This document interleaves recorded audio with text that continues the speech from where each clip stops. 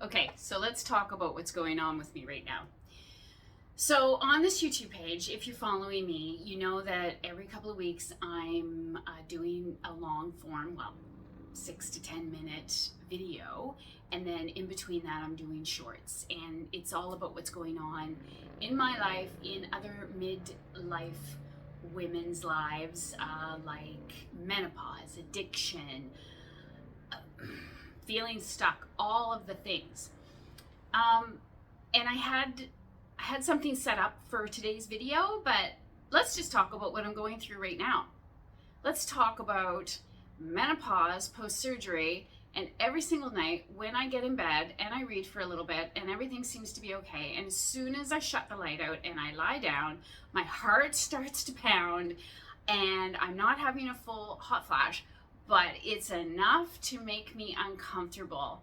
So stick around if you want to hear about that and what I'm doing to try to make it better, and what I am going to do in the future to try to make it even better. So why did I mention post-surgery? Well, because I had a full hysterectomy about 4 months ago because they found a tumor on my right ovary.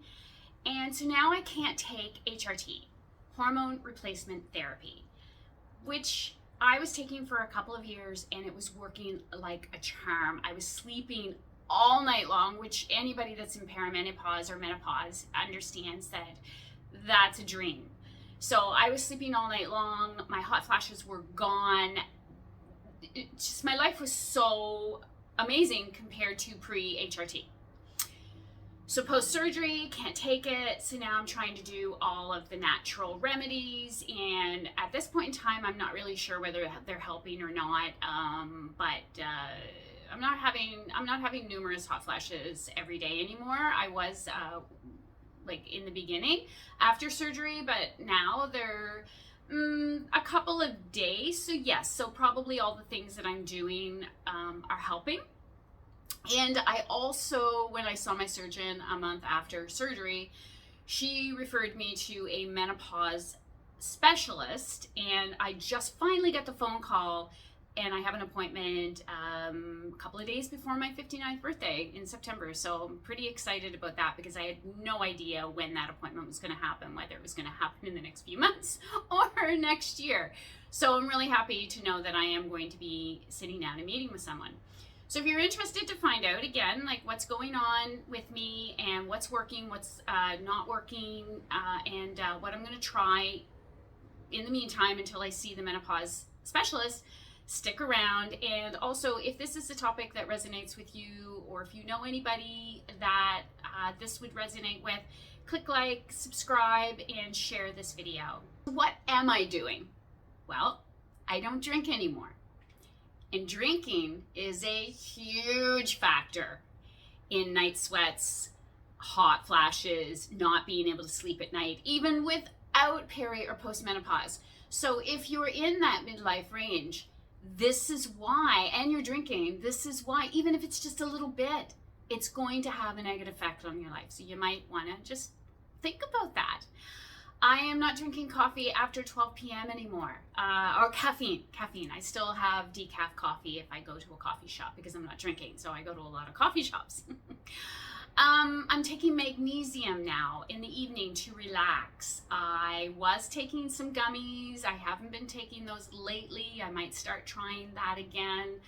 I have a cooling pad that I put underneath my pillow. Well, it's underneath my pillowcase. And so when I lay down, I can feel the cooling effect of it. It's amazing. I also, last night, brought my bean bag in that I keep in my freezer. What else am I doing? There's lots of little things that I'm doing to try to help me get ready for bed and have a great sleep. And so I feel like I'm doing at least 70% of what I could be doing to make it better. So stick around if you want to hear the things that maybe I could start doing that I'm not doing.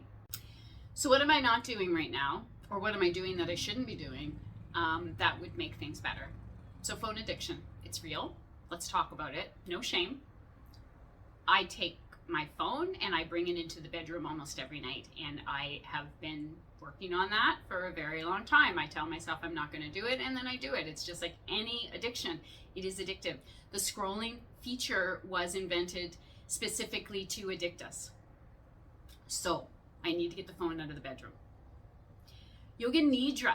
I was doing it for a while and it works. And so the problem is I need my phone because I don't want to go out and buy another gadget to bring into the bedroom. So I need to work that out, and I'll talk about that later. But Yoga Nidra at night is amazing. And if you don't understand what you don't know what Yoga Nidra is, it's you lay down flat out and you have somebody talking you through the whole process. It is lovely, absolutely lovely. You can Google it if you want to find out more about it. So what else could I be doing? Let's see, just one second. I have notes. Cooling rituals. So I am trying to do the cooling rituals. I have the cooling pad, like I said, underneath my pillowcase, and it really makes a difference. It's like a magic pad. I don't keep it in the freezer, it just stays on my bed and it cools my back. But the cooling effect is gone quickly. So then the bean bag, and I brought it in last night because I was just miserable, but maybe I need to do that on a regular basis.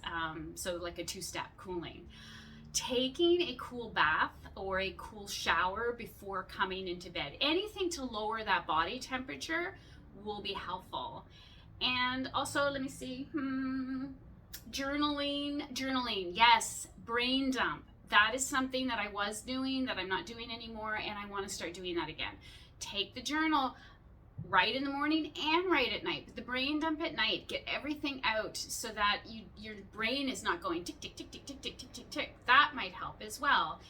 So there's so many, and breath work. My favorite is box breathing. You breathe in for 4, hold for 4, exhale for 4, and hold for 4. And repeat. And it's lovely. Your cortisol level might be going through the roof in the evening when it shouldn't be. Like, that's not when you want that happening. You want to work with your circadian rhythm to try to get a better night's sleep. And perimenopause, menopause, it's working against you. I understand that, but there are things that we can do to make it better. So that's where I'm at right now.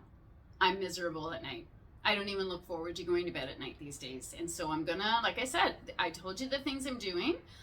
There are things I'm not doing yet that I'm gonna start incorporating, and I'll give you an update maybe in a month or a couple of months time to tell you how that's going. I'm also seeing the menopause specialist, so that's going to make a difference as well. I'm hoping she might have some other natural supplements. So that, and I didn't mention that, I am taking oh my goodness, I can't remember the name of it now. I'll put it in the description in the notes. There's a natural supplement that I'm taking that's specifically for hot flashes, and my doctor recommended that. So once I see the specialist, she might have a whole goodie bag full of stuff that I have not been using that might help, and I'm really looking forward to that appointment. But until then, I am struggling, and every day I'm trying to figure this out. So avoiding the alcohol, avoiding the late night scrolling, avoiding the caffeine after 12 p.m., all of those things, avoiding hot baths and showers at night. Cold baths and cold showers are better for you to get the body temperature down and to get your cortisol level down. Patting your cat, doing anything like that to help bring the cortisol level down and bring in some other chemicals in your body that, or hormones in your body that will help you. Yeah, so if any of this resonates with you, a couple of things here. Please subscribe to this channel. Please like this video, share it with anybody you think will benefit from it. And also, can we get a conversation going about this? Please tell me what you're doing. What is helping you? Maybe I've talked to chat on numerous occasions. Sage tea. I'm drinking sage tea. I don't like sage tea. I'm doing all these things, and I don't know whether they're helping, but if you know something that is helpful, please share in the comments, DM me. I'd really like to get a conversation going about this. So until next time.